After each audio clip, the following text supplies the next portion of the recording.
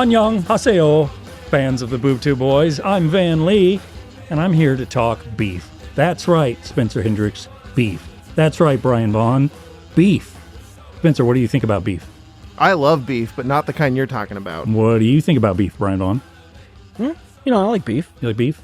I'm pro-beef. Perhaps we'll discuss our meat hierarchies. Did you happen to look up, since you're hosting the show, where the origin of why a feud is called beef? I didn't. Okay. I should have. Because why isn't it one of the other meats? You got beef, have some deli meat. Okay, so hear me out. Chicken has its own connotation already. Right. It's a bad thing. You're a chicken. Yeah, you're a chicken.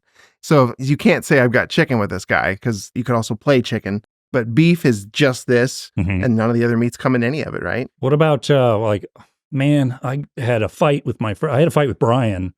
We got such pork between us. It's I think crazy. that means a different thing. Oh, yeah. Oh, this is the R-rated version of the episode. Maybe X, but hear me out. I think perhaps the connotation there is that sort of the thick, hearty heaviness of beef Okay. lies between the two people. Like a thick, hearty feud. Yes, versus chicken, which is a more sinewy, like chicken. It's a chicken. It runs away, it scuttles, it darts.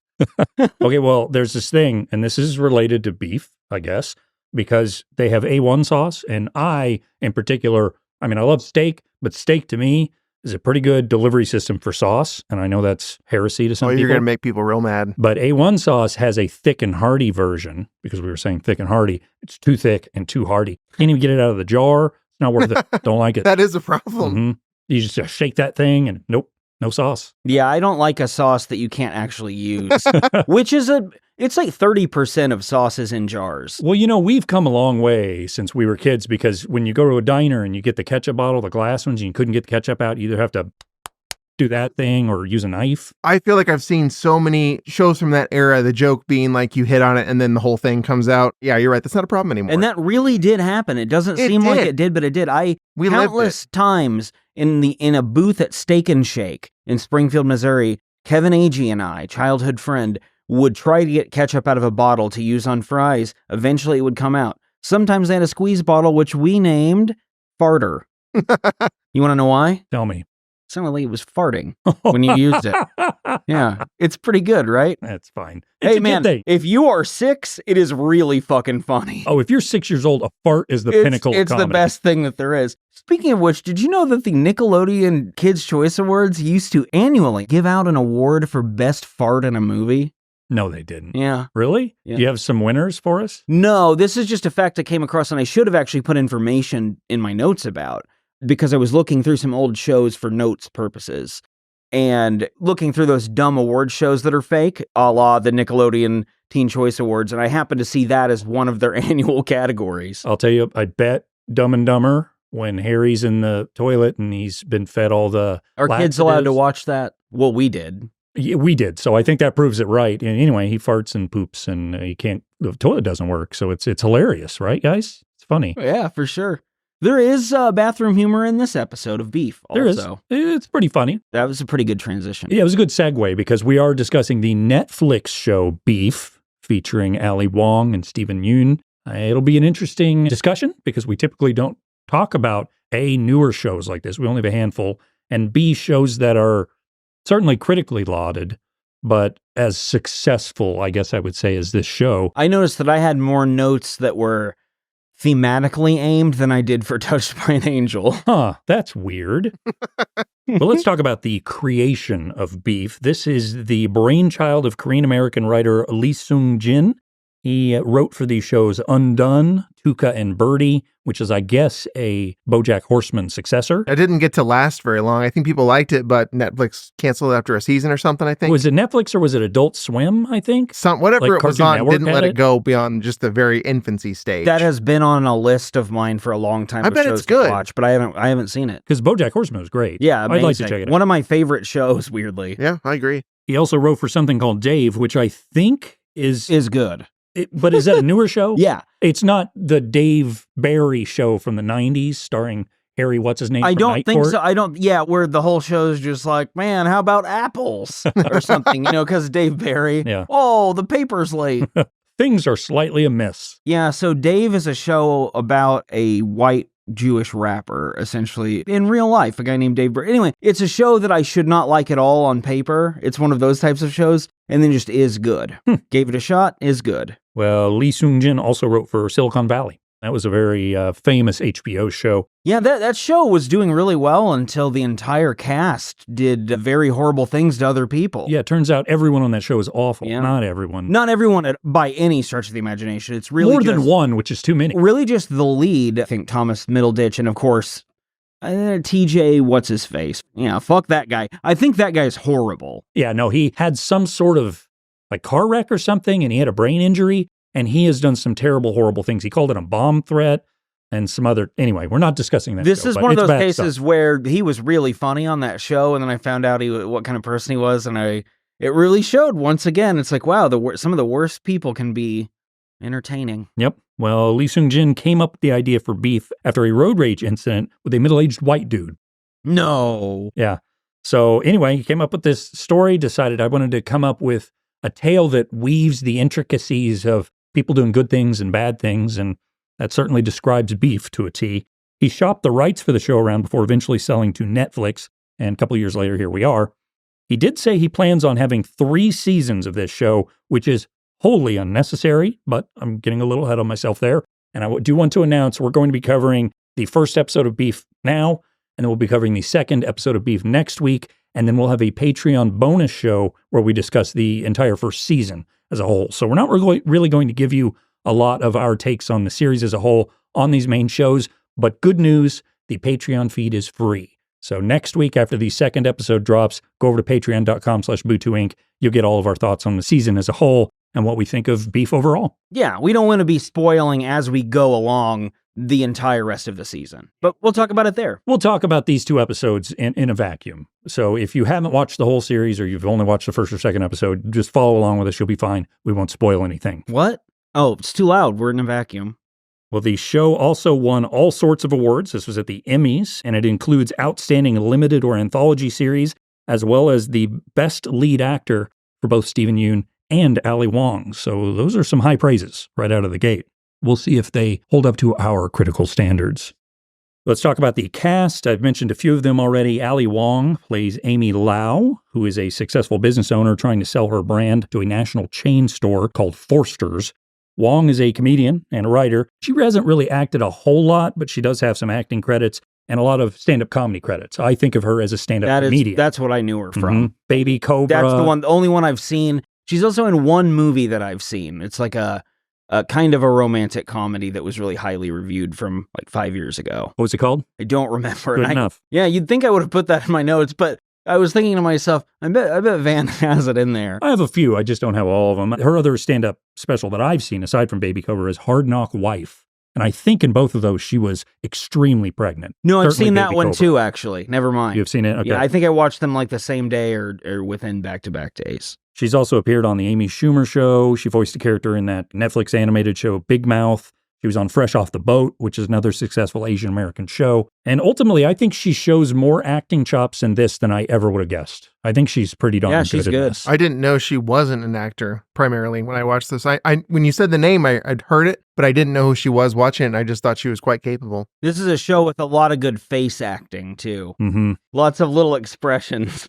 Our other lead actor, I mentioned him, is Steven Yeun. He plays Danny Cho, a hardworking, never successful contractor who always does the wrong thing despite having an overall good heart. Yeun has been in a lot of stuff, including his most famous role as Glenn in The Walking Dead. If you're a fan of that show, you might have seen him be bonked over the head with a baseball bat or something. I don't know. I didn't really watch it. You watched it, Brian, right? Yeah, here's what happened. What you just said happened. You know who did it? Negan. You know why? Because he'll do anything, man. Pretty sure he wears a leather jacket. Yeah, he did. I don't think that show, I think it went off the rails is what I'm saying. Was it ever on the rails? I don't know. Don't remember. Yeun was also in a skit on I Think You Should Leave. It was a great one. He gets shit all over his hands because he tries to conserve toilet paper. It's a shame. He's in the movie Burning, which rules. He's also in Tuca and Birdie, which I mentioned earlier. Something called Voltron, Legendary Defender. Sounds pretty cool. I think it's a cartoon. And he even did a guest spot on The Big Bang Theory. Wow, he's made it. He got an Academy Award nomination. For Big Bang Theory? For Minari. Oh, yeah, definitely. Yeah. Yeah. No, he's great. Which I haven't seen. Have you seen that? I have not seen it. I've heard good things. And then we've got Joseph Lee, who plays George Lau, who's the doofus, aloof husband of Amy. Joseph in a few things, episode of NCIS Los Angeles. And although Beef is probably his most prominent role, he did also play Lieutenant Mura in Star Trek Picard, which is another popular big-time show. We've got young Mazzino, who plays Paul, Danny's younger crypto brother. He's had mostly one-off appearances in things like Blue Bloods, which we brought up a few weeks ago. Because Tom Selleck's in it. Yeah. That'll make us bring a thing up.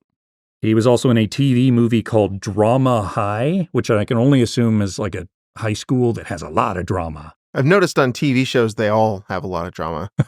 Did you know that TNT knows drama? I've heard that. I don't know that I agree. That's just my thought. And young Mazzino, he fits my qualifications for being a teen television actor, which is that he's 30. He's 30 and like his body's in good shape. Yeah. He does look to me like too young to be Glenn's. I don't know. What's his name again? Danny. Well, I mean, the real guy, but Yoon. They don't look the same age. Yeah, they're closer in age than you would think. They're supposed to be 3 years apart. And plus, he just acts more like, as we'll get into, he acts more like he's way older than him. Also, this guy's really good for not having a whole lot of acting credits. I don't know if it's just this sort of role. I think it's the role, but mostly. he rules at this. That's probably how he is. Yeah, I bought it. Him and George did their own little thing where they were the ones that were impacted by the beef despite being dumb and innocent, and they both did it so well. Perfectly clueless and aloof. Young Mazzino is also in a music video for, and if there's anyone under the age of like 30 listening to this, they're going to get mad. I hope there are. That'd be cool. It's like SZA, S-Z-A. That's an artist of some sort. Anyway, their music video for Snooze, young Mazzino was in. SZA. Katie is punching herself in the head listening to this as we speak. And then the last cast member I will highlight is David Cho. He's been a journalist, artist, actor, podcaster, and he's had a really interesting path to stardom. He started out making a comic book that he handed out at Comic Cons, but was given a small stipend to remake his comic book just by fans of it, which got him noticed by the right people. Eventually, he was asked to paint sexually charged murals in 2005 in the interior of the Facebook Silicon Valley office. And in lieu of payment, he was given stock in the company, which then, of course, skyrocketed in value to the tune of hundreds of millions of dollars. So that's bizarre. He's absurdly wealthy. And he plays, of course, Isaac, who is the cousin of Danny and Paul, our main characters here. That seems like just a 20% cleaner way of making a fortune than Isaac, the character, would come across. Pretty much. And this guy's not without controversy. In the early 2010s, he started a podcast with the adult film star Asa Akira. And in one episode, he apparently told a story where he brutally sexually assaulted a masseuse, but he claimed since then that it wasn't true. It was only a performative story. That may be true. It may not be real, and he made up the story for the podcast or whatever, but I don't know who makes up brutal rape stories and thinks that's a cool thing to say out loud. We've talked about this so much, but, 15 years ago plus, people did a lot of things for shock value that they wouldn't do now. Not to excuse any of it whatsoever, but I like to think that we're past that as a culture to where if that would happen in present day, we would immediately dismiss the person. I would hope so. David Cho is also absurdly arrogant, in case you didn't know. And like many multimillionaires who got lucky, he seems to think everything is easy, and he believes everyone who isn't uber rich is lazy, that sort of thing. I just don't like his vibe overall. That comes up in this show. It sure does. He also does this thing where he claims he renounces his fame and success and money, but then also lives in a mansion. And a tale as old as time. Yeah, I just don't like him. But he does a good job in this show. I think he does an excellent job as this mean, weird character. And he's also pretty funny sometimes. Most of the time, actually. Even when he's horrible. Yeah, even at the very end where it's escalating like crazy, he was making me laugh consistently. That's most of the cast. Of course, there are other actors that may pop up here and there, but let's get into the episode. It begins with a big old look at Steven Yeun's face as he listens in on a brutal, banal conversation at the supermarket. He waits in line, and it's that kind of retail employee conversation that we've all heard and been a part of a billion times. It is nauseating to think about. The customer in front of him finishes, and it's Danny's turn, and we find out he's got several hibachi grills and a carbon monoxide detector that he is attempting to return here at Forster's, the big home improvement or, I don't know, like a Menards type store. Australian for beer. I do love how, I just now got what you said there. I love how they incorporated so much Forster's just in the back, just casually, and how it takes such a huge role in the show. The interweaving of stuff in this season's great. Mm-hmm. I have to think it's based on Robert Forster, Like he decided, I want to do a home improvement store, and it's kind of wild, but pretty good. He had that vacuum sales business in Breaking Bad. He sure did. 2 copies of the Imaginarium of Dr. Parnassus. I think it was Mr. Megorium's Wonder Emporium. It was one of those long title that weird came out the artsy same movies. year. Yeah. Well, the clerk gives Danny here a bunch of shit for having bought and returned these grills multiple times. However, Danny can't find his receipt. And after getting more shit from the employee, he decides he's just going to keep the grills and he leaves the store. He then climbs into his big red truck, and it's made pretty clear that he's just fed up with life. We've all been there. He starts up the truck and says to himself, it's always fucking something. And just as the seatbelt, which he tries to put on, does that thing where it catches halfway and you can't get it all the way. Including that was a great move. Frustrating. Because right there, my body tensed up. Like the second he was doing that, because that's like, I'd say 1 out of every 4 times I try to use my seatbelt. I don't know what does that. I don't know either. what the trigger is for that, but it infuriates me anytime it happens. And you always do try again the second time after it doesn't work before giving in and being like, okay, I'll Then slow maybe down. a 3rd or 4th time in an exaggeratedly quick fashion. I do that sometimes, knowing it won't work. Finally, the belt gets latched. He puts the truck in reverse and begins to back up when a fancy white SUV pulls up right behind him and just lays on the horn for way too long. An obnoxious amount of time to lay on the horn. You beep and you be done with it, right? You don't do this shit. A quick beep, and me, I just don't use the horn. There's no reason to. Come on. You know why? Well, we're about to tell you why you don't use the horn. He says, what? What is your problem? Finally, the white SUV speeds over a little bit, rolls down the window, and flips him off. I will say at this point, I thought that was the clerk inside the store who was pissed off at him for the grills, and I thought he was taking it out to the parking lot. Well, Danny, as we've said, is clearly at the end of his rope, and this whole flipping off, laying on the horn event basically causes him to just lose it. He quickly speeds out of the parking lot and darts into traffic with just revenge or perhaps just rage on his mind. The two rip through the streets with Danny chasing the SUV while darting through traffic, and at one point he loses one of the hibachi grills, just rolls off into the road. The driver of the SUV starts throwing groceries and drinks and stuff at Danny. Really good shot with the milk right in his windshield. Do you ever do that thing where if you're driving and you're maybe a little too close to whoever's going too slow in front of you, and they turn on their wipers, like the spray jet of windshield cleaner? I've never seen that. It drives me fucking bonkers. And look, I drive a little fast. I don't drive a lot fast. But if it's somebody's doing 5 under the limit, I'm going to ride your ass. And then they get mad about it. And you don't have any reason to be mad. We're on a 1-lane road and you're doing 5 under the limit. Fuck you.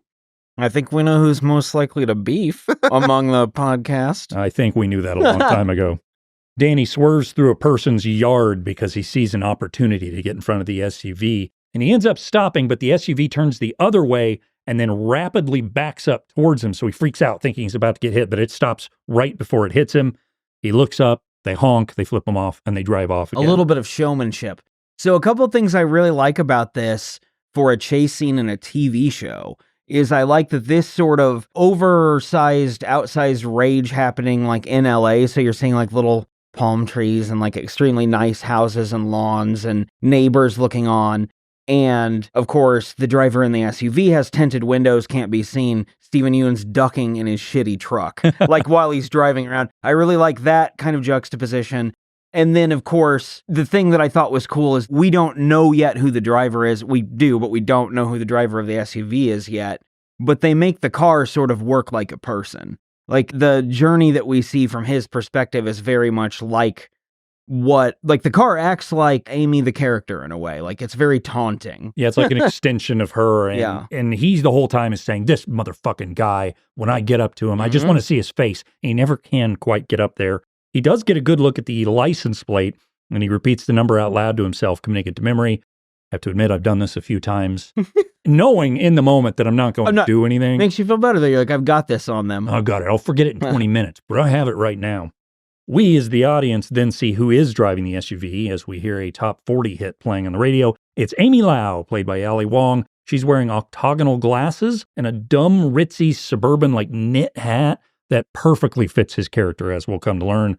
There's a big dramatic noise, and then the word beef appears on the screen in front of the 16th century painting, A Meat Stall with the Holy Family Giving Alms. This was painted by Netherlandish artist Pieter Artsen. It's a real painting from the 16th Pretty cool. century. I like it.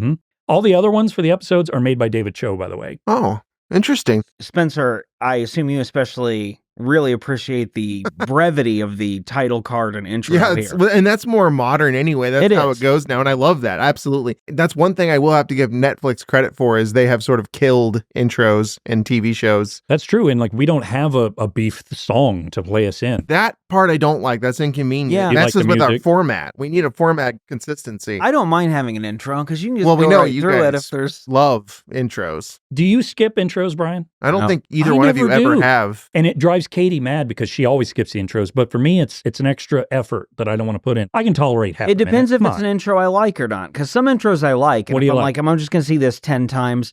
Like, I can't think of one off the top of my head. Street But like, Hawk? if the song's okay or if it's short or whatever. Like, I didn't even skip the Office intros, even though I've heard it 1,000 Those are short times. enough to where it's okay. Yeah, they're like 30 seconds. It's pleasant enough. What did you guys think of her? You called them the octagon glasses. I was thinking of them as stop sign glasses the whole time. That's What you really guys? funny. I couldn't really ever accept it. My brain Don't like was it. always counting the sides every time I saw her up close. I didn't like. It's too much going on for glasses for me. And it's octagonal. I counted them. There are 8 sides. I did don't too. like it, I but don't they like fit it. the character so That's well. true. It does fit the character. I'm glad we got a lot in our first 2 episodes in terms of the sort of unnecessary wealth accoutrements of the alleged leftist.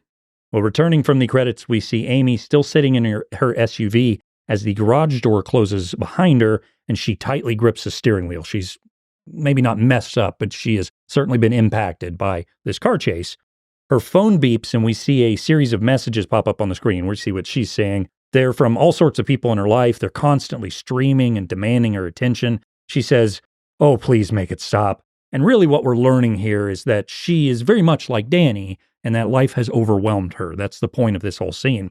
She's interrupted by her husband, George, though, who sees something as amiss, all while wearing a really, really stupid hat and like a bumblebee outfit. I put that he looks like a bee, too. Again, the costuming and the set design in this is flawless. It is so good. And George, the actor, God bless him, I'm sure he had directions to look vacant the whole time because there was nothing in his eyes at any point in these episodes. He's really good. I understand like all the praise the cast got because everyone's playing their role perfectly. Everyone toes the drama comedy line right for their character. She shrugs off her concern and explains some of the stuff about her business that's happening, but he's not deterred. He doesn't buy this excuse. He keeps questioning her, saying she looks all riled up. So finally, she relents and begins to open up about what's bothering her right now.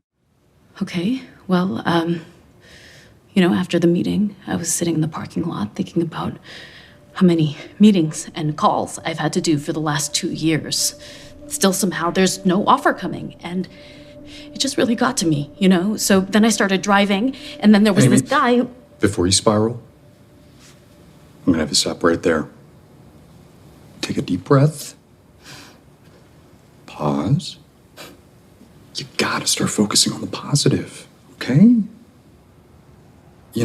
Maybe we should start doing the gratitude journals again. I would like to punch this man in the stomach. Is that the maddest you were the whole season? Ooh, You no, specifically. But it's up there. Because this kind of thing drives me batty. Yeah. She just wants to complain, let her complain. That's all this should be. But again, this scene goes to show that her life isn't as good as we're going to be presented that it is at certain points, or that she presents it is. They are then interrupted by the sound of their young daughter, June, or Junie, as they call her. She's yelling from the other room, and Amy immediately puts on her "I'm fine" face.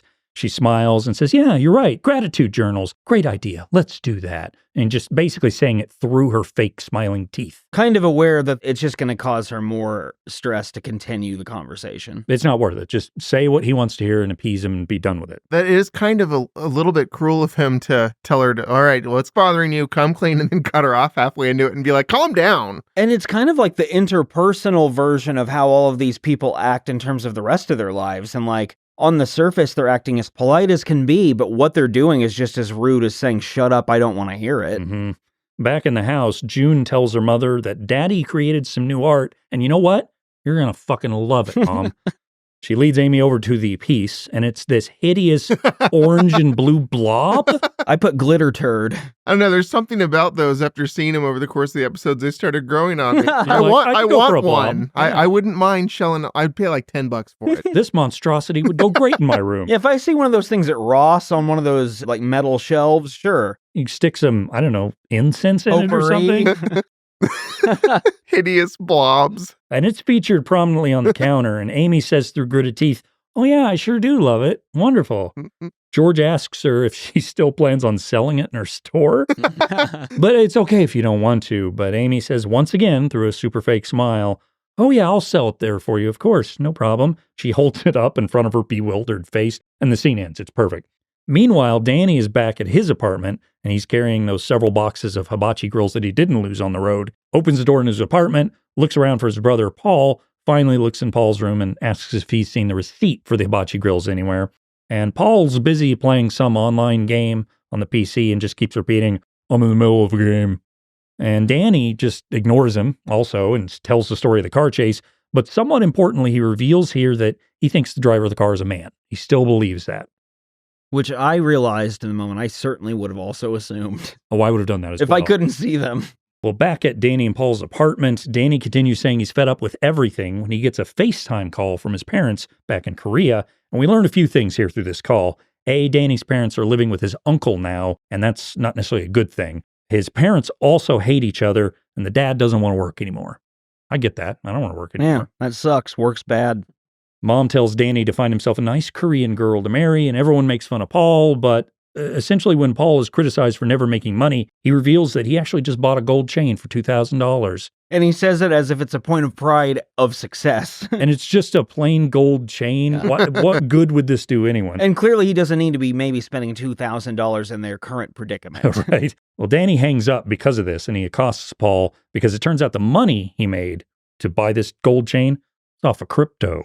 Yeah. Now, real quick, though, we need to talk about this Nerf basketball hoop and how much I wanted to dunk on it. Well, there's a lot of dunking that goes on later in the series. Yeah, there is, but not yet. And I didn't know there would be.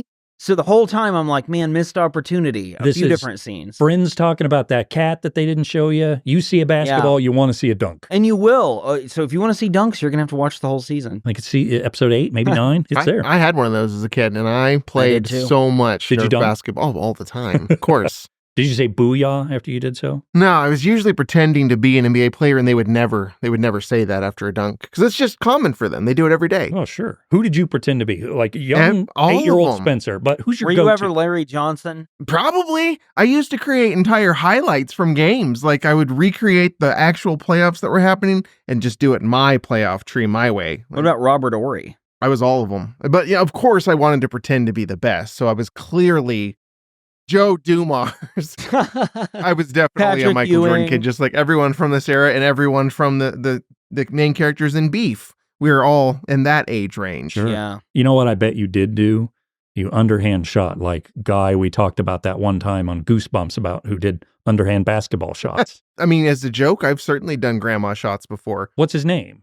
The guy who did that. You told the story in the Goosebumps episode where he did, and then I believe that's Rick Barry. It is. Yes, that's the one. Not to be confused with Rick Thomas. That's a magician. Oh, Rick Barry was so good at free throws, he was like a magician. He shot 90% from the line underhanded. It's incredible. Anyway. Oh, man. I like that that's now somehow happened twice on the podcast. Yep, that's how it goes here at the Boob Tube Boys. You know what? While we're doing this, I'm just going to shove this right here. I have some listener corrections from previous episodes of Boob Tube Boys, since we're talking about things we said on previous episodes. And this was sent in by our loyal listener, Brian Vaughn. Yeah. Is that right? The guy who sometimes writes recaps for old episodes for YouTube. So that guy noticed we didn't know when we were covering ER, the movie Finian's Rainbow was mentioned. We were all very confused as to what that could possibly be.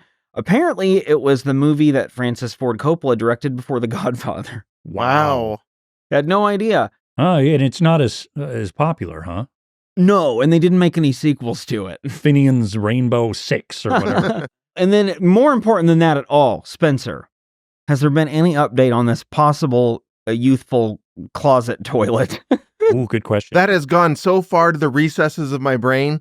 At first, every time I go over to my dad's, I would leave being like, damn, I didn't ask. And now it's gone. Yeah. Well, I'm hoping to implant it again by bringing it up. All right, So for those who didn't know, in the ER episodes, we talked about this. Spencer believes his first childhood home had a closet with a toilet in it. And carpet, right? Uh-huh. Yeah. Which sounds just alarming. All As right. alarming as anything can It's be. back at the front of my head now, and I will once again try to bring this up to my dad the next time I see him. Okay, good. I like this little plot line that we've been for years our whole now show. has been trying to figure out the mystery of the toilet in the closet. Well, that's good. I feel like we've gotten some housekeeping out of the way now. Yeah. The toilet in the closet sounds like a Bones episode title. Well, we get basically another exposition conversation here between Danny and Paul. We find out that their mother and father owned a motel, but because Danny let their cousin Isaac, quote, run his shady shit, they somehow lost the motel, and now Danny is trying to work and buy land to build a house for his parents and Move them back to Los Angeles.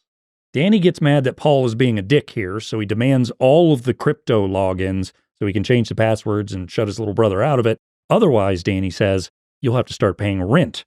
Paul begrudgingly obliges and writes down one password, I think. The way they said it, it seemed like he was going to have a page of passwords. I thought and it's this one was thing. hilarious. It's pretty good. Because he's like, write down all your passwords, Paul, and it's Paul. So it's one like really quick password for 1, 2, everything. 3, 4, 5. Right. Crypto hacker people would love Paul. He doesn't even set up the 2-factor authentication thing. I'd be imagining he's not difficult to hack. At Amy's plant shop, we find her arguing with a customer on the phone who then hangs up on her. And in the background, one of her employees, Mia, is adjusting that little blob sculpture that Amy's husband made. And she says, your husband is so brilliant. Amy gives a kind of fantastic, bewildered look before she composes herself and says, sure is. This is all this face acting that our two leads do throughout this whole thing. I just love it. Because these are people who are pushed past the point of being able to have those moments for themselves. Do you know what I'm talking about? Yes. Because I'll get in these points where in public, I'm going to never let maybe someone else see that. But when I'm feeling well, I don't even make faces to myself. When I'm not, sometimes I just start being like, I'm going to get a little daring with this. Yeah, again, they're both at the end of their rope. Yeah. Amy does ask if the blob art looks out of place here, but Mia again says, no. I think it's exactly what the store needed. Mia does fawn over Amy and George to Amy, and we find out George's father was a famous designer who has since died, and Mia says to Amy, Gomen Nasai. When Amy says, what? Mia goes, that means I'm sorry in Japanese, right? Asking this not even Japanese woman. This is the whole Asians are all the same thing. So if I say one Asian language at them, maybe they'll know it. Yeah, it's a good joke. And this show deals with a lot of sort of the intergenerations of Asian American families and how they might feel about other Asian American cultures, which is super interesting. And there's a big one I'll mention too when we get to it, I believe at the end of this episode. I did want to point out that Katie, my girlfriend who I brought up, is Korean American. So I actually have secondhand experience with the whole, that's what it is in Japanese, right? Because people do that shit all the time. My stepmom was Korean and I witnessed a lot of this. It's absurd. And the other thing too is we'll be out in public and we live in the middle of Missouri. So we're in hillbilly town. And for example, if we have an arm around each other, people stare. And I'm not joking. People will look. And as a 6'4" pretty much white guy, I've never experienced this before in my life, and I see it now, particularly after COVID happened, when there was the China flu and all that bullshit. We got weird looks and stares and all kinds of stuff all the time. And I talked to her about it, and she's like, no, this is just how it is. And it's fascinating because you think about, I'm sure that happens, but you don't think about the breadth of it and how often it happens. It's just wild to me. And the point of all this, I want to say is, per Katie, it is never appropriate to ask a person, hey, where are you from? Just don't do it. Don't ever do that. It is very appropriate for Mia's character that she would just completely mess up the entire race of a person that she apparently is supposed to know pretty well. And presume a thing because she idolizes clearly George's parents and like their place in the world. And then I think here, I at least at this point was assuming, having worked with Amy too, she just is a real like, fame hound, like really likes this lifestyle and really is glomming on to what Amy and George have or what she thinks they have. And she sees, of course, that George's father is this famous Japanese sculptor and has met, I believe, the grandmother who we'll meet later, Fumi, who's Japanese. who also is kind of a known artist. Yes. And just assumes then, oh, well, Amy's, of course, Japanese. That's just how it is. Amy then speaks with a customer who is in the store who then just loses her shit, the customer that is, and is gobsmacked at the sight of Amy, who is clearly important in some regard, as we're finding out. The customer fawns over her for a while the camera zooms in on Amy with a super fake smile. She clearly just hates everything about life right now. We're next up back with Danny, who is seen installing a Ring doorbell camera, and he's telling the story of the car chase to the owner of the home, while also saying tough guy stuff like, I would have gone nuts on him if he hadn't driven off.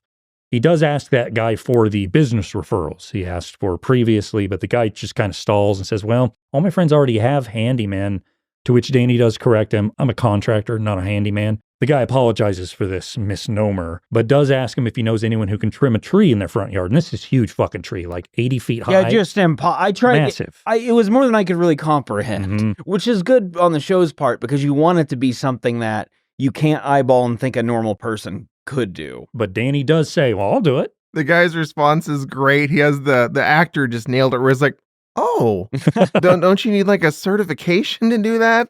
Yeah, he's not quite sold on it, but eventually he does relent and says, I'll see you tomorrow. And he heads inside.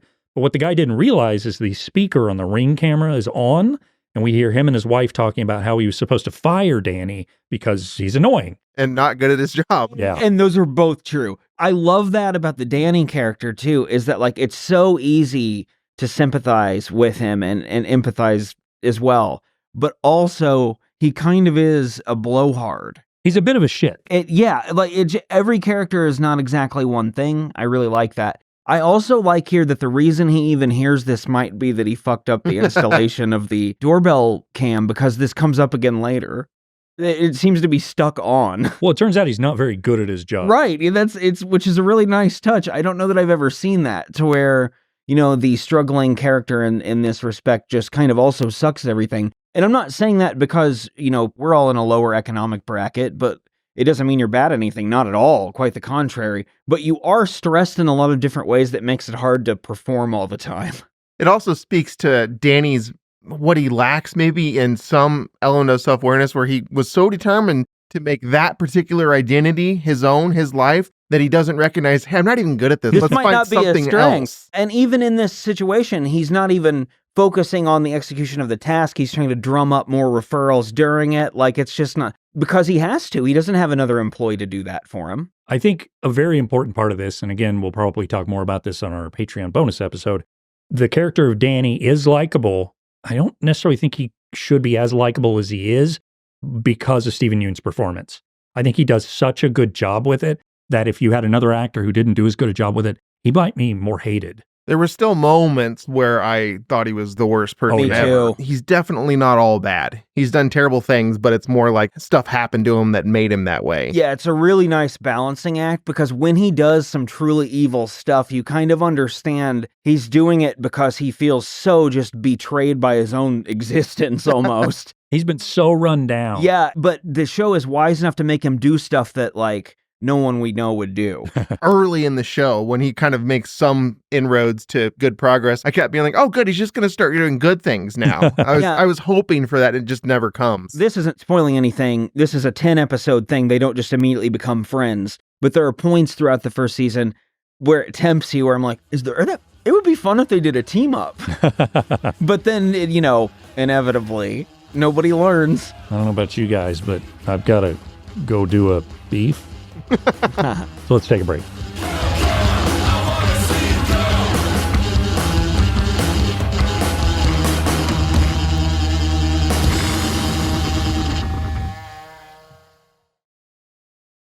We are back at Amy's house, and she has arrived home from work to find George and his mother talking to June. What is her name? I didn't write it down. I know Fumi. Fumi, that's right. The whole entirety of this scene is just us learning that George's mother is the stereotypical, what we see in pop culture, certainly, Asian mother-in-law who hates his son's wife and loves his son. And I think you're thinking of just mother-in-law in all pop culture. It's like going back to the Tim Allen jokes. I was just going to say, yeah, Tim Allen's doing a joke about this right now. I'm glad that also does get fleshed out better. Oh, yeah. And Amy does try her best to be diplomatic here, and they kind of end up discussing money throughout all of it. George clearly has no idea how money works, and we find out throughout the show.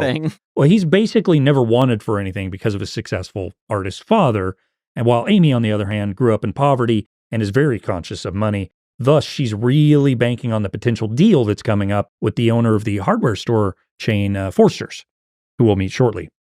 Anyway, George is saying new age hippie parent stuff like, all that matters is that Junie is her true self, and then his mother decides it's a good time to say this out loud. Well, no one thrives for free. So. My sister was a loud eater. And 3 years ago, Her husband was struck by a train. Oh, all right. Well, Amy just kind of nods and takes a second before diplomatically saying, I'm so sorry to hear that. Phenomenal line read from all of them here. At a Korean restaurant, Danny is now busy logging into Paul's crypto account, and he sees that it is up, now has about $4,000 in it. A man then walks into the restaurant and says, Yo, D! Danny gets up and they bro hug, and the guy tells Danny he's looking sexy. Turns out this is cousin Isaac, played by, of course, David Cho. We only know he did something nefarious at the motel that their family owned, but we don't know what it is now. Turns out Isaac is 3 months out of prison or jail. Danny laments that he feels responsible for his parents being stuck at his uncle's place. Danny does. Isaac reveals what the whole big scandal was, which is that they were apparently counterfeiting baby formula. I love that he just asks it as a question. Who knew you could counterfeit baby formula? Which is heinous when you think about it. What are the logistics of that? Yeah, I don't know. And with things we later find out about Isaac, it's like, you don't necessarily think Isaac would want to hurt anybody like up top. He might, but like he's willing to just ignore potential red flags that any other person would be like, okay, I probably shouldn't do this. Well, Danny just keeps saying, all's good, everyone's happy. Isaac just kind of stares at him for a moment and goes, yeah? And Danny stares back at him for a minute and finally shakes his head and goes, okay, look, I just need some money. Isaac loses his shit and asks Danny if he would please lubricate his pussy with some kimchi juice before fucking him like this. That is what he says. And Danny, of course, says, calm down, calm down, calm down. Isaac's being over the top, and he's saying, I haven't even gotten my soup yet. We just sat down for a meal, and you're already asking for money. Can we please just enjoy this meal together as a family before this? Danny apologizes. Isaac calms down and says he's sorry for yelling. He needs to work on this. And he also feels sorry about the motel. So he says, you know what? I'm going to give you $20,000. The next day, Danny has hired some guys to help him cut down that tree. Paul's also there. He's waving a branch around at the ground like a toddler. These people are clearly not qualified for the job. No. And they are just looking at both Danny and the tree, like skeptically. And in my imagination, they were probably told like, oh, it's like, I don't know, 15 feet high. Just a regular tree, not this 80-foot monstrosity. Before getting to work, though, Danny sees that $20,000 was deposited into his bank account, which he then moved into Paul's crypto account, and it has made $2,000. So he's up. This is a really nice poor person moment. By that, I mean, things can shift really quickly when you're kind of living paycheck to paycheck. So Danny, yesterday things weren't looking so good, but Isaac loans him the money. He's got a job to do right here, right? So he's on a job site about to earn more. He sees the 20 grand deposited, and, he's feeling very up at this exact moment. Completely agree with what you're saying. I will, however, kind of have a bone to pick with this show and its portrayal of poor people. Poor people don't get $20,000 loans from anyone. This is LA 20,000 though, which is probably like Missouri 5. But still, like, have you ever just been handed $5,000 by someone? I feel like I don't know the kind of people who would do that. Like, I don't have any criminal people that just come into big chunks of money and are like, I'll loan that to you. I don't know the right kind of people for that kind of loan. So basically my point is, though, that the show kind of presents poor people as through Danny as he gets this thing and he fucks it up and he loses it, which I'm getting ahead here, but poor people don't get the opportunity to fuck shit up and lose money like that. No, this is perhaps the specifics aren't on, but like maybe a tax refund when you're in college or something. And all of a sudden you feel some breathing room. Sure. The expression of it is done well, but I get exactly what you're saying, that yes, that's a very large sum of money. Yeah, the logistics of it are a bit off, because if somebody gave me $20,000 right now, I wouldn't be able to gamble it away. I would pay bills. I'd go see a fucking doctor because I need health care. There's too much stuff that I could actually put to use with that money. Yeah, 100%. Exactly. I mean, it's too close to what I make in a year. But Danny, throughout this show, has money to do things that none of us would ever have to do. I think they're careful to paint Danny as a bit of a hustler in addition to his money predicament. Like, he's got, I don't know how else to say it, but that he is not risk averse. He's willing to do crazy things with money, even though he may not see that amount of money ever again. He's very reckless with all of it. And he does a lot of it in the name of his parents. Mm-hmm. But that's partially just something he's saying, which I like. I like that that's kind of added in. Like, he wants the pride of personal success. And he also, I think this is one thing that none of us can really understand as well. His parents are first generation U.S., immigrants in the U.S. And there's a lot of pressure to kind of achieve upward mobility there from your parents, I would assume. So like he wants to bring his, his family, up a level, and he's willing to do about anything to do that. And he uses them as the crutch to make bad decisions. The excuse to do it. Yeah, and there's definitely an element of it's very important to him to set his parents up, but I think definitely you guys have hit on it. He's doing that more for himself than for them by a lot. All he needed was a reason, and that's the reason he got. This is Walter White saying, I did it all for my family. Exactly, But sure. then in the final 1 or 2 episodes, going to Skylar and saying, I did it for myself. I liked it. Say my name, Skylar. But you're right, Brian. He is up. This is a positive moment for Danny. He's on top of the world, almost literally, once he gets up this tree. Yeah, it's true. Simultaneously, Amy and George are headed to a party being thrown by Jordan, the uber-rich owner of the Forster's chain, and she's the woman who might be buying Amy's business. George says stuff about microdosing and how Paul McCartney once said he saw God and God looked like a wall. And Amy reveals she's wanting to get this deal done for basically the sole purpose of being able to stay home with her daughter. She wants to sell the business so she can focus on her family. Very noble goal. She's tired of sounds good. Yeah. The grind. The grind of it all. I liked whenever he said the Paul McCartney quote and she's like, say shit like that in there. Because she wants him to seem not vacant. Well, and he'd fit right in what we're about to see. Yeah, and this stuff is nailed. I assume that there really are settings and groups of people that are like this because I wouldn't know them. But I assume that the people involved with shows that get on Netflix have known people that are like this. When I see these scenes, it's what I've been talking about my whole life is when I'm in a certain setting where I see people acting a certain way, I disconnect. I'm like, this can't be real. This is also fake and horrible. And that's what I got from this scene is the general attitude they all shared together and how no one realized how absurd it was is just jarring and scary. Yeah, I love the expression of it here because I don't think we necessarily see this enough in terms of like-minded media that would share our values. I think a lot of times people write to the bleachers. They write saying these heinous conservative values are bad, and they're not really saying anything. I enjoy that this show is taking the time to point the finger at the hypocrisy of the rest of the left, the part that lives exactly as a conservative senator might, and then speaks out the other side of their mouth like they're doing good in the world. I like that this show is kind of messing around with all of that stuff in tandem and not just taking the easy shots. I totally agree with you, 100%. I think my only qualm with all of it is that this isn't relatable, quote unquote, to 99% of the country. Not in a literal sense. No. The whole concept of the liberals who are, speaking their teeth and not doing things right, and, California liberals, Hollywood liberals, that's only identifiable to writers of the show.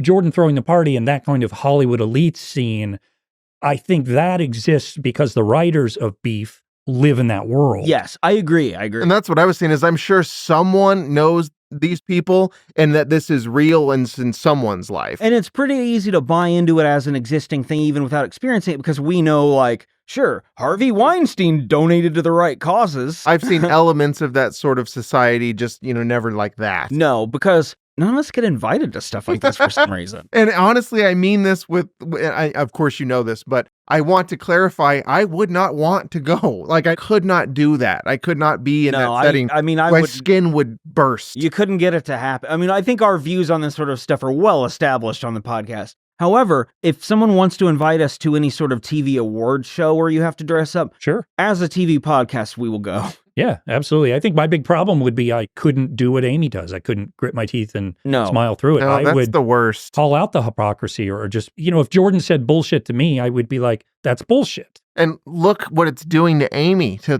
fake it like that. She's got a beef going on. And that's the thing is you all make decisions along the way, and we've all made a series of them not to engage with this sort of stuff. I really can't do it. I like that the show's capturing Amy sort of at the end of that rope. And I wouldn't buy that as much except for we know she doesn't come from money. So we know that she deep down doesn't have this in her necessarily. Yeah, and the two are walking up to that house for the party, but somebody honks their car horn and Amy has a kind of numb PTSD flashback to, of course, the car chase. She freaks out at the sound. We contrast that then with Danny, who's now on top of that giant tree. He's got a chainsaw attached to him, a rope tied to his harness, just in case he falls off the tree. Oh, and then my hands started sweating. Oh, I did not care for this. As someone who doesn't like heights. Just as he gets ready to cut down some limbs, a white SUV drives down the road and honks, or somebody honks, and he goes into non-PTSD mode, slips off the tree, screams as he plummets to the ground. But fortunately for him, the guys he hired to help have grabbed the rope.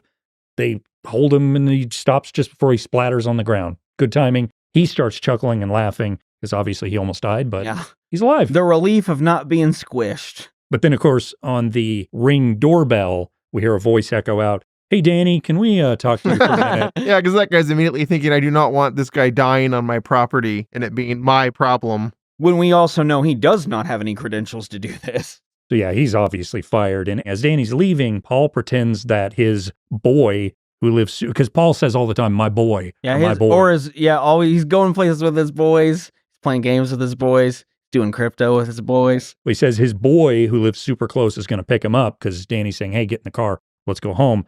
Then a car pulls up and Danny overhears the driver say, Uber for Paul. And Paul clearly hates his brother and puts his head down and gets in the Uber. We're now at the rich person party where Jordan, the owner of Forster's, is busy giving her speech while food is being served to the guests. I say food in quotation marks here. The food consists of bubbles and mushrooms. There's a harpist in the corner. I love that. There's like that, the foam guy. Everything in there looks like the inside of something else that people are eating. It's just gross. How can you have an appetite in a place like that? And I know probably nobody does eat in settings like that anyway, but I just don't understand how you could even think about biological needs when you're in such an artificial setting. And supposedly this is a mushroom pizza, I think is what George says. And it does not look like any sort of like formed food. Amy tells George it's all very, very stupid. It is. And this scene basically just serves to show that while Amy is a part of the rich stuff, again, she's not a willing participant. She hates all of it. The best part of it, though, is that Jordan says the very poetic line, as my father used to say, you can eat any mushroom once. And that's it. Everyone cheers. Yeah, that was great. And that, I like all of that too, how Jordan has a circle of people around her that are like, oh, that's brilliant. Just yes men. Yeah.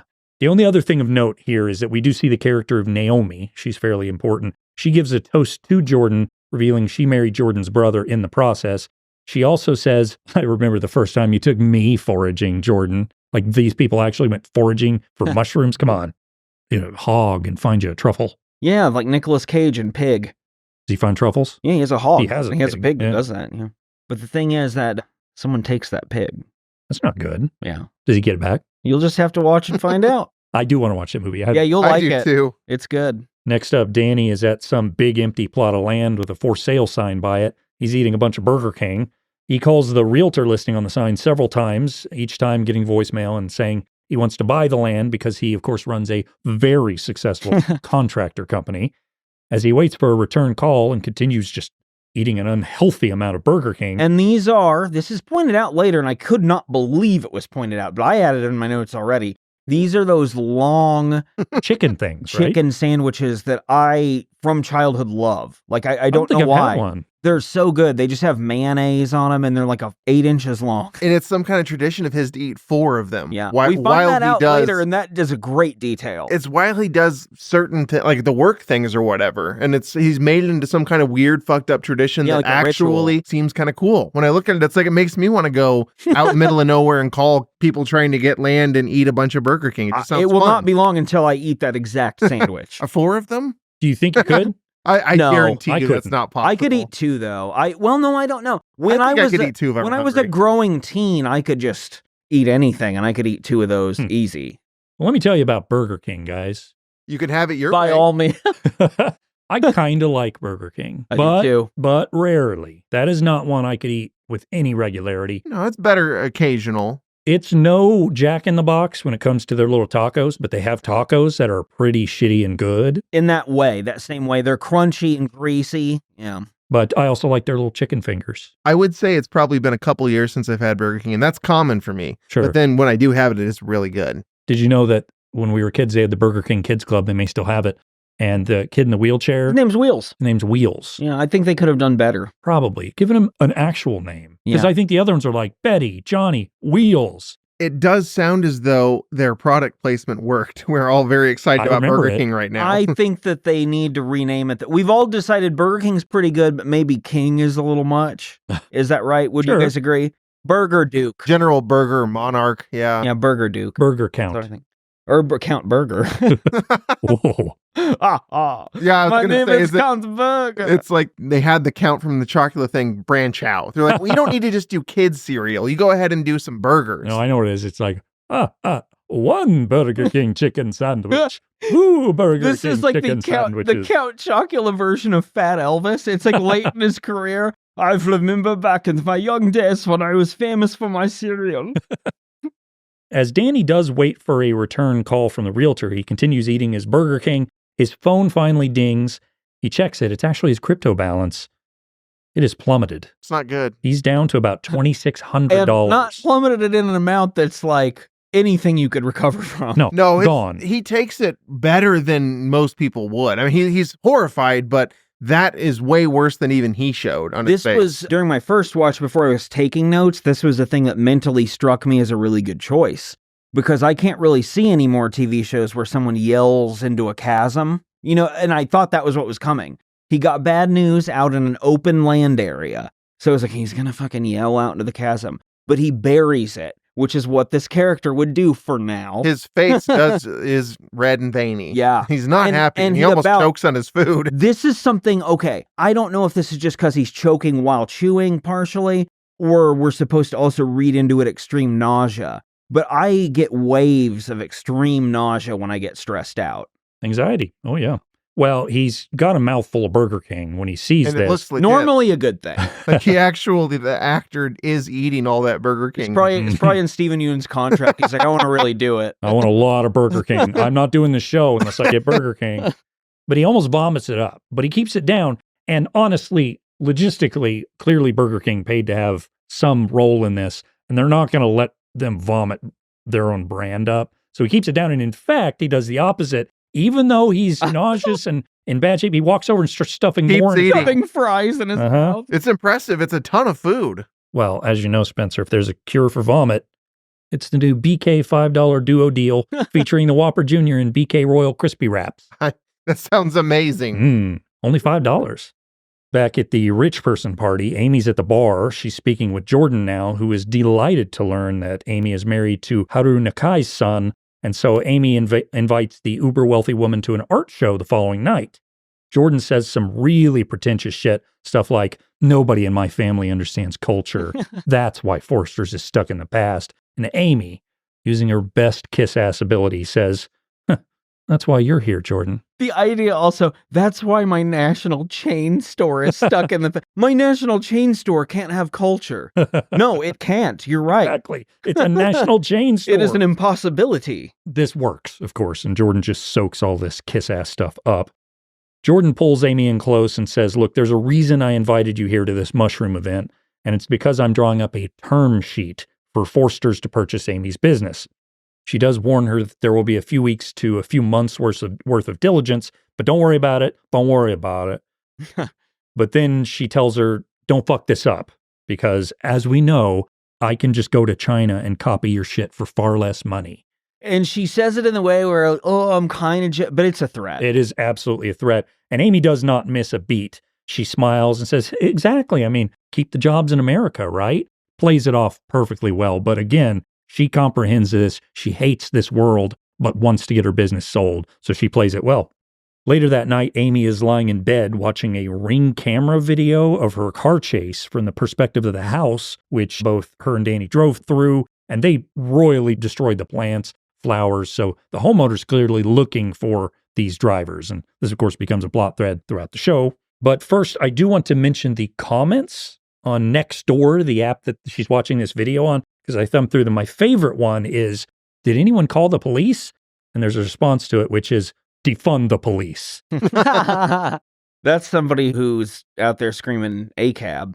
But which one? Is it all cops are bad or? All cops are Brad. Yeah, we don't know.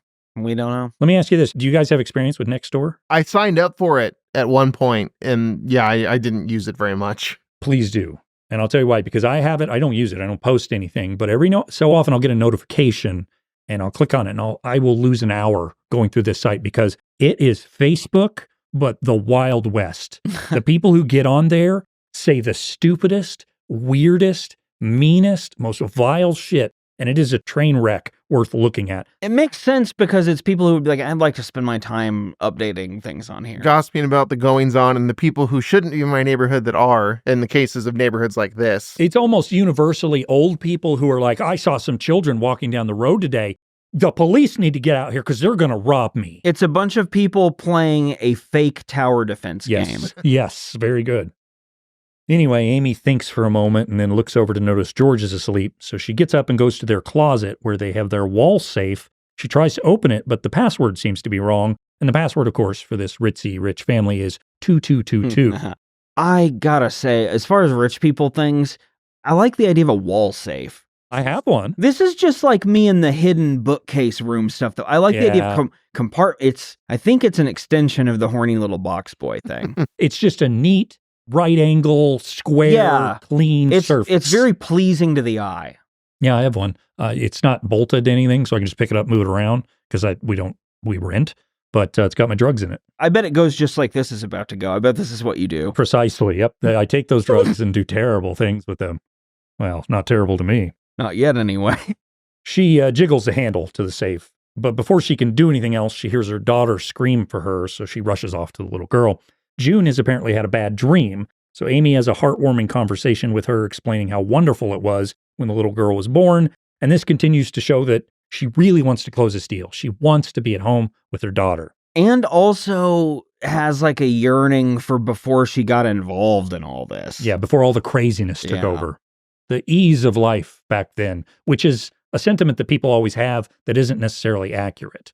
We always have rose-colored glasses. Oh, the 90s were such a wonderful time. They probably weren't, but we think that way. And I like to think part of it is her kind of thinking, maybe I should have just prioritized my daughter to begin with. Because now I'm in this situation where I'm jumping through hoops to get back to a place where I even can.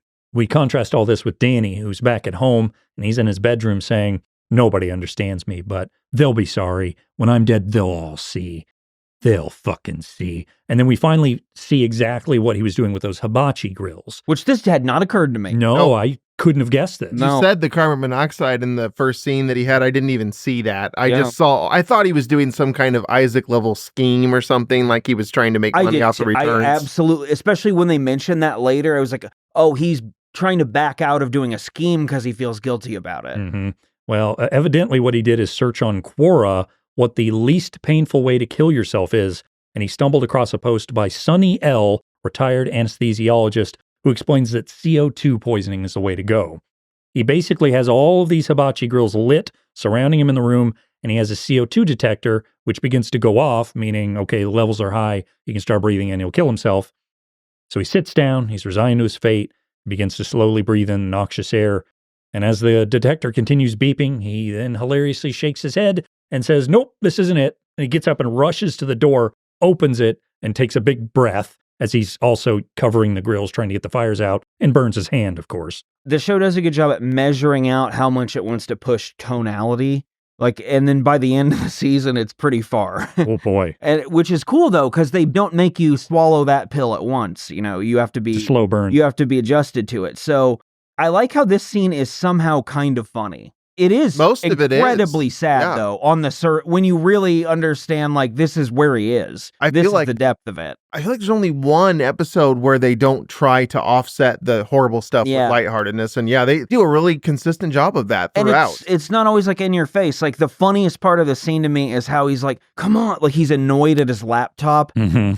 At wasting his time before he kills himself. It's just such a good modern detail. And he can't get the CO2 detector to shut up. He starts banging it on the ground until it stops beeping. But that's when he notices the Forster's receipt sitting in the bag the whole time. Suddenly, he whips out his phone. He's got renewed purpose. He searches for the license plate that he, of course, memorized of the white SUV. And he says, this fucking guy. And that's it. He's got renewed purpose. He's ready to go. The following morning at Amy's house, she tries to casually mention that they may need new 9-volt batteries. And George is like, well, why? What for? Because her fucking guitar pedals, I assumed. Or their, garage door opener. finally she says, well, I tried to get in the safe and I couldn't get in. And George just kind of stops talking, walks over, looking at her. He's clearly concerned a little bit. And he's like, well, what do you need in the safe for? We obviously don't know what's in there quite yet, but this is a point of contention between the two. And Amy reasons that she's seen a lot of next door posts about crazies. And what if someone follows me home one night? Don't you think I should know the code? Did you guys know what was in there by this still point? didn't, even at that point. This is what told me, but before, no. Mm-hmm. Before, I don't know what I thought it was, but I thought it was like money. Yeah, Like, since jewelry. he came from rich, like he came from Yeah. a wealthy background, I thought maybe she was going to take something of his, honestly. before she couldn't get into it too, I almost like was trying to think of what it could be, and I wondered if it was hers and he couldn't get into it. Maybe she had like a secret information we were about to find out or Like a something. dossier. Right. Yeah, that she'd been given from MI6. Mhm. Yeah, she's Agent 004. Do they have other 00s? Yeah, Yeah. 006 was Trevelyan. Mm-hmm. That's right. We know. You got to get your kills to become a 00. George reveals he changed the code, and he says, you know why I changed it, Amy. But before anything else can be said, June enters the fray and distracts the couple. And meanwhile, Danny is busy searching for the address he found after looking up the license plate number. And let's just say he's a little bit dedicated to his mission. 377 Bonham Road. 377 Bonham Road. 377 Bonham. Fucking dick ass. Fucking dick ass. I really, again, like Stephen Yeun's performance here of showing such frustration because I have done this. Yeah, and contempt for even the like French name name. of the street. Good man is what that means. Bonhomme. He continues driving down the street, getting more and more frustrated, looking for the right address. And Amy, meanwhile, is trying to figure out what George might have set the new password as. She, of course, knows George, and he's not exactly intricate. So she correctly guesses that he made it his mother's birthday because he's a total mama's boy. Yeah, what a weird thing to do. She rushes over to the safe, pops it open, and we find out what's in there. A gun. And a clip full of bullets, too. Which, aren't you supposed to keep them separate? Like if you're a gun owner? I think so. I mean, I guess I haven't looked into that so very closely as someone who's Really? never... Yeah, I know. It is shocking. You're but usually armed to the teeth. Yeah, I'm usually talking about it all the time, too. I'm like... It's your whole identity. I'm like, have you guys looked at my new issue of Soldier of Fortune magazine and Guns and Ammo? If that, and I believe that probably is true, sure. If it is, Thing I said. yeah, George would be the kind of gun owner who just wouldn't do that, wouldn't know, like couldn't have no idea. Absolutely. He just doesn't think about the Anything. repercussions, the action, so it never would have occurred to him. It's not malicious, but he No, just not at wouldn't all. have thought of it. I'm going to add an unnecessary Monday morning quarterback thing. They should have had the gun have like a Nike swoosh on it or something. Like some Yeah, sort of branded gun Because George would is buy. not a gun type either. Burger King, guys. It's got a little crown. BK, have it your way. Or else. They can give that away with some of their Happy Meal things. Mommy, I got a gun. Mommy, I got the wheels gun. Got wheels on it. No, I think Wheels would have a lot of things on the chair like Street Hawk. Oh, okay. Maybe like a rocket launcher. Right. Yeah, 'Cause something, that's all he something had. that could level a neighborhood. Okay, real quick question. I just called it a Happy Meal. Does every place call it that, or is that just McDonald's I'd that say pioneered McDonald's. that? So what are the other places? Kids when meal. Okay. I believe. I think you're probably right. McDonald's has just taken ownership of that thing, and it's in my head Burger growing King, up. I believe it's called the Ruler Scraps. Mm.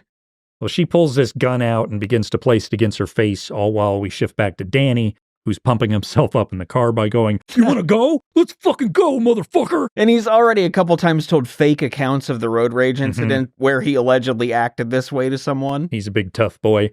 Amy pulls the trigger of the gun and just moans as it clicks. It's not firing, of course, but she's getting a sexual thrill from the danger of it all. And I realized during this moment, there's never been a more appropriate time for the Turbulence 3 Slade Craven song Gun Love.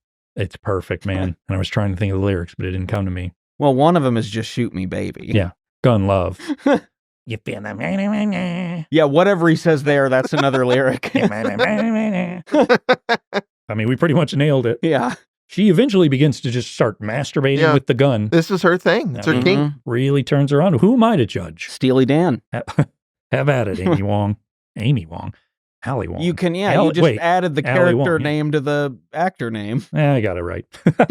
Oh, and by the way, Danny starts being really goofy, too, in the middle of his, like, psych up thing. He goes, E.T. Bonhomme. Yeah, his mind just goes all sorts of places. But then, snap of a finger, he gets back to like, fuck yeah. It's kind of hilarious. I've never seen Steven Yeun play like a meathead, sort of. Like a sort of just a dummy. Kind of a dim-witted guy. Because even in The Walking Dead, that part of him is more he's naive. He's young. Was scrappy, right? Right. Okay. He has a little baseball hat. Finally, as Amy's pleasuring herself with the gun, the doorbell rings at her house. She walks up to the door just with the gun in hand casually and pleasantly asks who it is. Danny's on the other side, and he puts on his sweet voice. He says he's a contractor working down the street, and he couldn't help but notice her rooftop conduits don't have supports. Guess what? That's an electrical hazard. Yeah, I notice this all the time when I'm kind of driving through neighborhoods. You stop and tell people about it? Yeah, I'm a conduit guy. They let you in. Mm-hmm. I do this too. I'm like, I need to see every room. He tells her he's not trying to make any money. I'm just looking to be helpful. She asks if he's some kind of weirdo. And also, if you are, I own a gun. So kind of threatening, but covering her bases.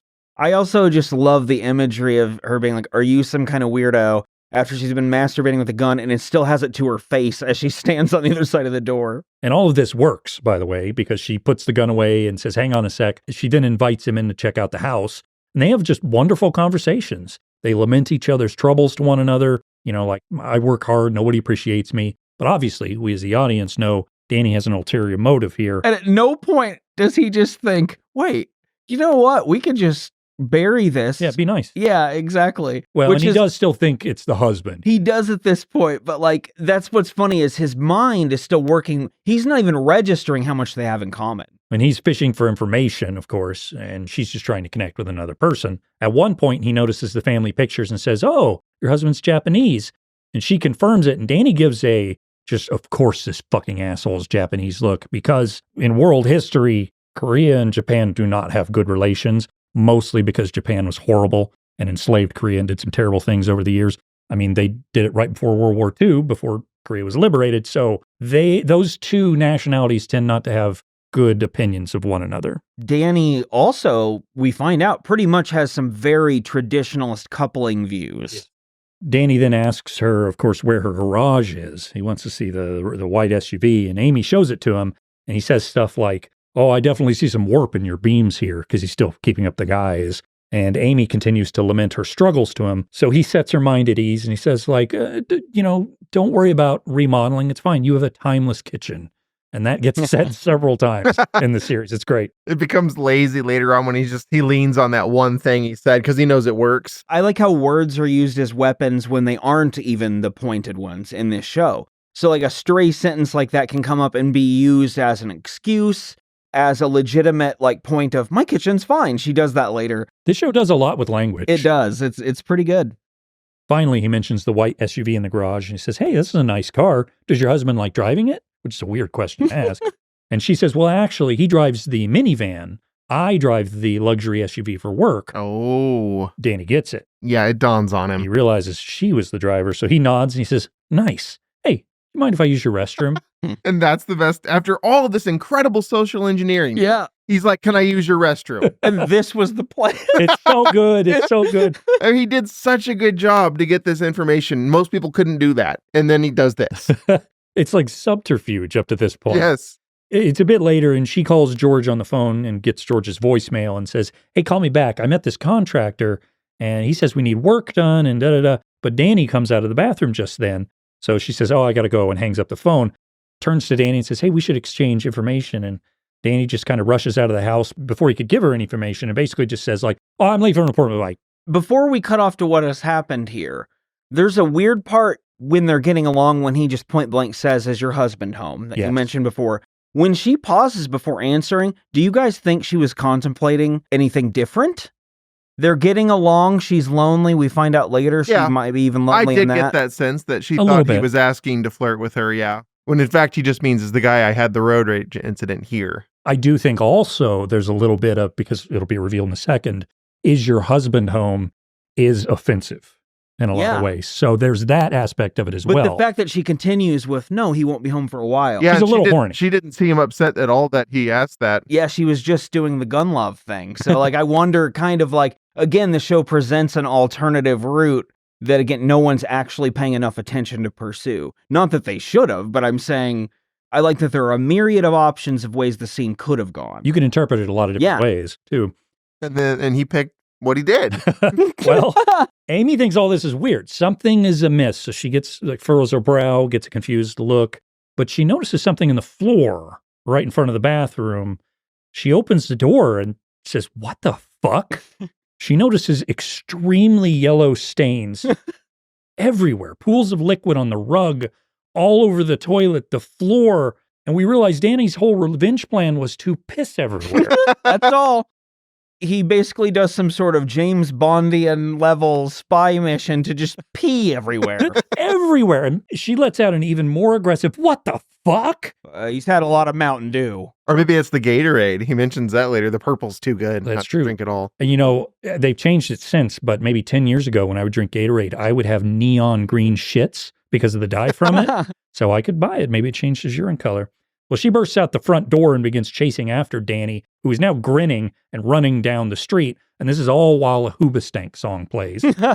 Danny rushes over to his truck, jumps in, rushes off, and he flips off Amy as she runs behind him. But she does exactly what he did earlier in the episode and starts repeating his license plate number to herself, committing it to memory and angrily snarling to herself, and the credits roll. This was a really good end to this episode. The whole peeing thing. I laughed really hard when I found out this is what it is. And it's also harmless, if you will. Sure. In reality, it is. Because right now, other than the flower bed thing and the actual endangerment during the driving part, but what's happened is a pretty mild road rage thing where no one got hurt and someone peed in someone's floor. So right now, everyone could just be like, okay, and reset still. We're still at that point. However, the name of this show is not lobster meat. No, it isn't. Beef. And it's not pee either. Doesn't end here. Maybe it should be. It was pretty cool how good that one little snapshot, that screen there shows, again, if you forgot how very fucked up these people are. Because Amy has been enjoying his company and just flips to aggression immediately when she sees the pee, which, of course, no one's going to like that, but she goes into a rage and chases after him, which is not common. It's the mirror image of him flipping immediately when he finds out she owns the SUV. Like, they're both willing to just be like, okay, and just default back to their rage. But this is what it is. Let's go with it. And his grin on his face as he so runs, happy. It's the grin of freedom. It's the I have completed my master plan. This has taken decades to come to fruition, and I did it, and it went well. And as I've been alluding to this whole time, if I know Danny and he's telling me this whole story, I would be in awe up until like, okay, so what happened? What did you do? Oh, I just peed in her house. Then I'd be like, that's it? That's all you could do? He does later say, like, I peed gallons, man. And he did. It was a lot. It was a lot of pee. That's true. And I will give him credit. It did work. She was outraged. It wasn't lobster meat, man. No. All right. Well, that's going to do it with the first episode of Beef. That's season 1, episode 1. The birds don't sing. They screech in pain. It's a lot of fun. We're going to come back next week and cover episode 2, The Rapture of Being Alive. Thanks, everyone, for tuning in. If you like what we do, we have more stuff available, of course, on our regular feed. You can find a lot of our episodes on YouTube. We are adding stuff on there as we go along. It's just audio stuff. Check it out if you like it, if that's a platform you want to look at things for. We also have videos, other stuff. Don't forget patreon.com/Bootu Inc. Everything on there is free. If you want to donate, great. But we have previous bonus episodes. And don't forget, next week, we will have the overall review of Beef that we will be doing up on that platform.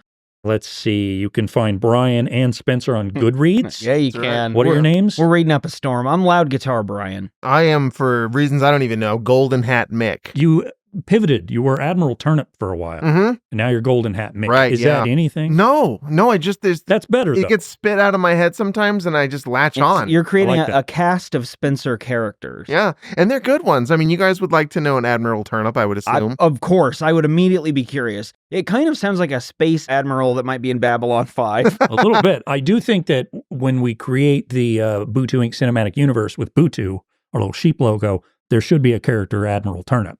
It's a turnip, That's but fine. it's an admiral. I will give you permission to use him. He's in the Navy, and he's worked his way through the career. It's been a hard time. This is a turnip with rank and with miles on his bones. Then there's something called Letterbox, which is all about movies. Yeah, and I'm on there also at Loud Guitar Brian. You can see what movies I'm watching and also what movies we watch as a group together to laugh at. That's right. A lot of Christian movies on there. And if you like the last couple episodes about Touched by an Angel, you'll like seeing some of the movies we watch. Do you like horse girl movies? We do, apparently. We're teenage girls, apparently.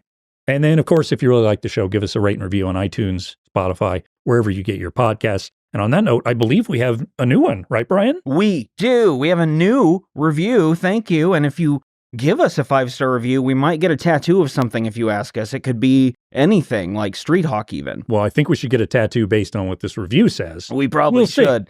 This new review is from someone named Avis Hominis, who says, very nice. I enjoy the bird episodes, 5 stars. So I agree with this listener. I appreciate them, and thank you for your diligence. And we have at least 2 bird episodes. There's the Goosebumps episode with the Bird Witch. There's, of course, the bird episode. Yeah, Birdman episode. And there are birds that appear in other episodes, too. You know what? In Beef, even. I'm putting this together now. They're the crows. Street Hawk? It's a bird. Bird? Mm-hmm. There you go. Leave us a rate and review. It'll be excellent. All right. So on that note, tell me what your favorite way of cooking beef is, Spencer. Or having beef really cooked put me for on, you. You put me on the spot. Oh, I'm real simple. I just want a hamburger. Hamburger? Yeah. Brian? Just a rare steak. Give it. Put it in my mouth. Yeah, this is a tricky question, and I should have thought about this while you guys were answering, but I didn't. You just like to snort raw hamburger. I'll tell you what I like. I like a good, Chinese beef stir fry. Oh, that's great. With a good sauce, nice and tender. See, the Good thing answers all around. That's a perfectly good choice, but with Chinese food, you can't beat chicken. Anything with chicken in it is my. Oh, save this for next week, guys. I don't want this to shit. Yeah, we're getting into hierarchy. I'm actually afraid we're going to start our own beef here. Beef? It's what's for dinner.